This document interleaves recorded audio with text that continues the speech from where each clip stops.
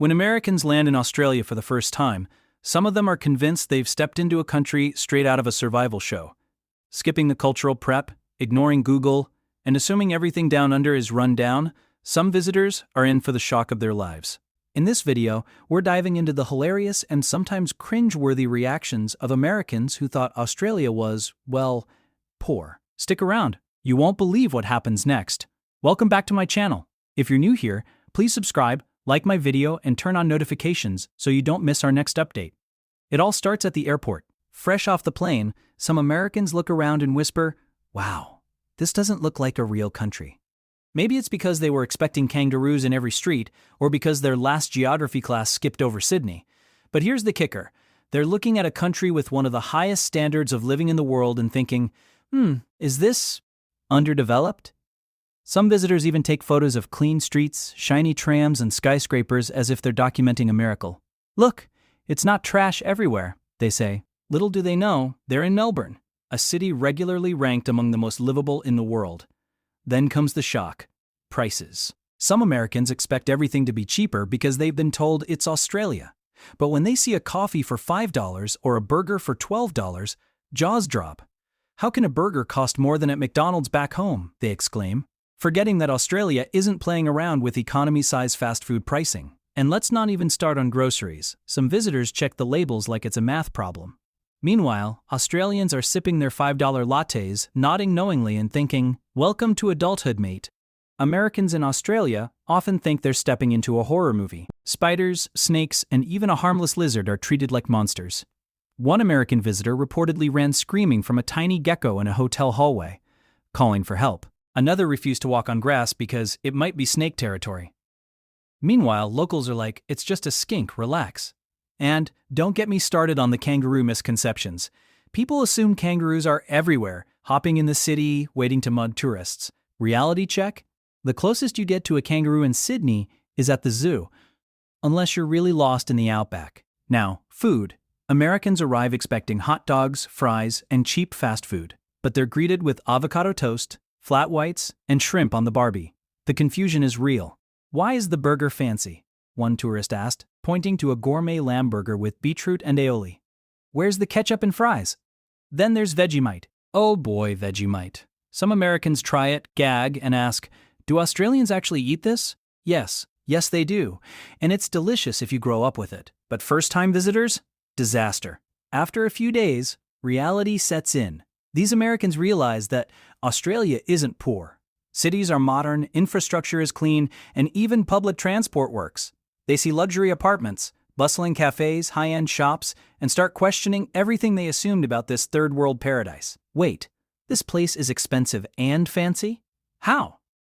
Some even post photos online with captions like, "I thought Australia was poor, I was wrong." Others joke about feeling financially unprepared because they actually need money to survive here. Beyond money, it's the culture that hits hardest. Friendly strangers, easygoing lifestyle, and people actually obey traffic rules.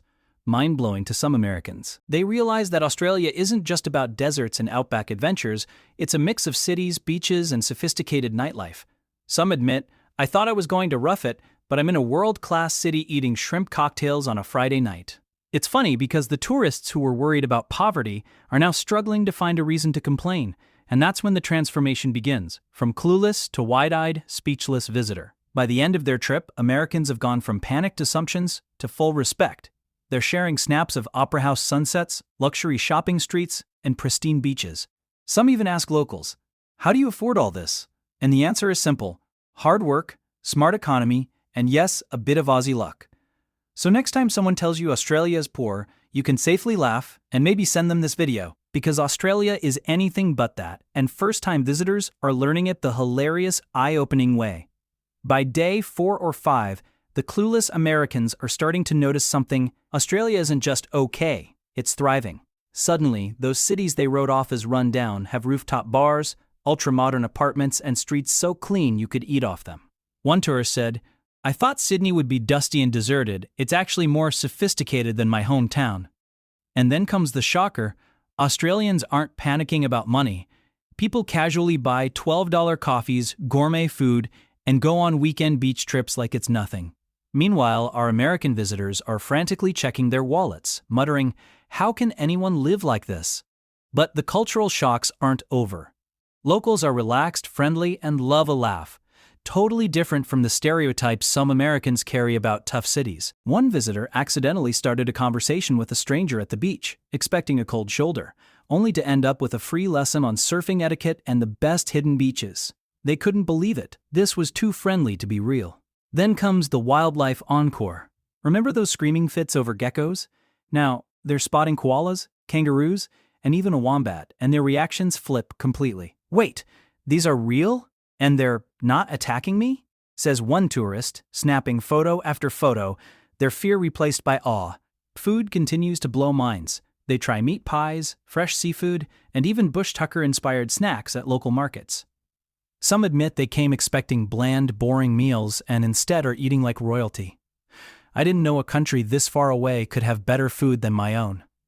One tourist confesses dramatically holding a plate of prawns and saying, "This is gourmet, not poverty."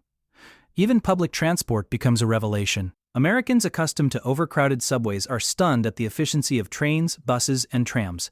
One visitor was so impressed by a punctual tram that they shouted, "This is incredible! It's like civilized?" By the end of the trip, the transformation is complete. They went from making assumptions to full admiration. Social media captions shift from "Why is Australia so poor?" to "Australia, you're fancy and amazing." Some even start planning return trips, joking that they need to save more money before they come back. The takeaway? First impressions can be hilariously wrong, and assumptions about other countries, especially ones as developed as Australia, often lead to eye-opening, funny, and unforgettable experiences. These Americans learned it the hard way. But in the process, they've also shared some of the most entertaining reactions ever captured in travel history. So next time someone tells you Australia is poor, you can safely laugh, and maybe send them this video. Trust me, first-time visitors get a lesson in culture, economy, wildlife, and food that's unforgettable and hysterically relatable. If you loved watching Clueless Americans Get Schooled by Australia, make sure to hit that like button, comment your favorite moment, and subscribe for more crazy travel stories. Share this with friends planning a trip. They'll need the warnings, the laughs, and the truth about Down Under. If you enjoyed watching Clueless Americans Get Schooled by Australia, hit the like button, comment your favorite reaction, and subscribe for more crazy travel stories. Don't forget to share this video with your friends who need a laugh or who might be planning a trip to Australia themselves. Trust me, they'll need it.